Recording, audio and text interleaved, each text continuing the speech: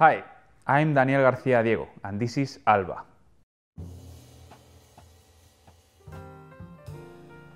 I'm from Salamanca, a little wonderful city in the center of Spain. I was born in a very musical family, so since I was a child, I've been in contact with many kinds of music, from classical to flamenco, jazz, rock, or alternative.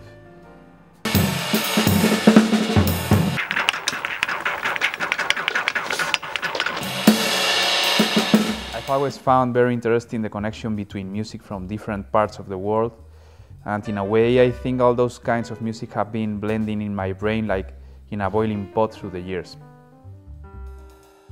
But for me it's very important to go to the roots of those ingredients I want to mix. It's like mix the DNA of different species to create a new one. So, you know, that's been my approach to create this music, and I hope you like it.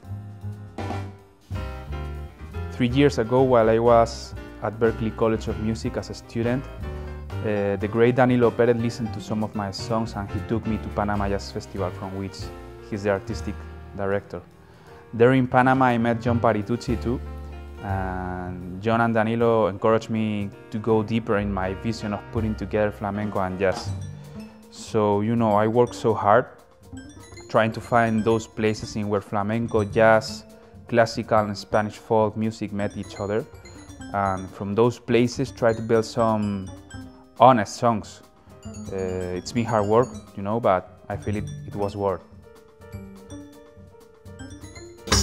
Folklore. Yeah. Y después volvemos a hacer otra toma de esta, pero ya con la mente fresca otra vez. Playing with Michael, Olivera and Reinier Elizarde for 2 years now. And you know, making music with them is such a joy. They put so much energy into the music, and their point of view is always clever and artistic. There's this aspect of music as a way of communicating with others. At the end, music is a way of carrying emotions, I think. It's a very powerful way of connecting people. And with those guys, I feel that the connection is very, very powerful and very intense. And we feel like we can make audience participate of that intensity. You know, we think that we just started a wonderful path. Now I'm playing the music of my first recording, Alba. And you know, a lot of amazing musicians participated in that recording, like Jorge Pardo on flute, Alain Pérez on bass, you have Ariel Bringuez on sax, Mariola Membrives and Alejandro Vega on vocals, Maureen Choi playing violin, Jorge Pérez and my father Paco García playing percussion. You have a string quartet, of course, Michael and Reinier. So, you know, it is a very collective recording. So, we adapted some of the songs of Alba to play in trio, and we are so happy. I think it sounds good. I just love the trio setting.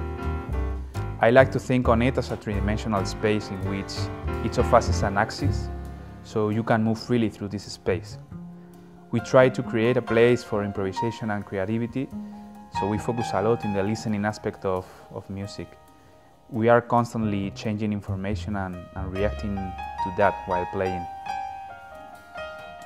Spanish folk music is all about melody and rhythm, but the complexity of those melodies and rhythms and how they relate to each other is just amazing and beautiful. For example, you have Salamanca La Blanca, which is a charrada, a traditional song from my land, which is played in 5/8 rhythm with flute and tamboril, which is a kind of drum.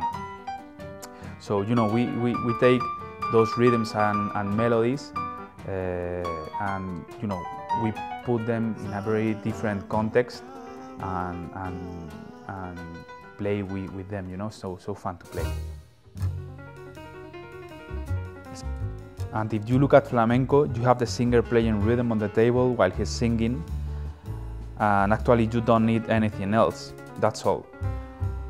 So we play some songs based on flamenco rhythms or palos. For example, we play alegrías, one of those rhythms, in which there are a lot of musical codes that is very important to respect in order to play this music.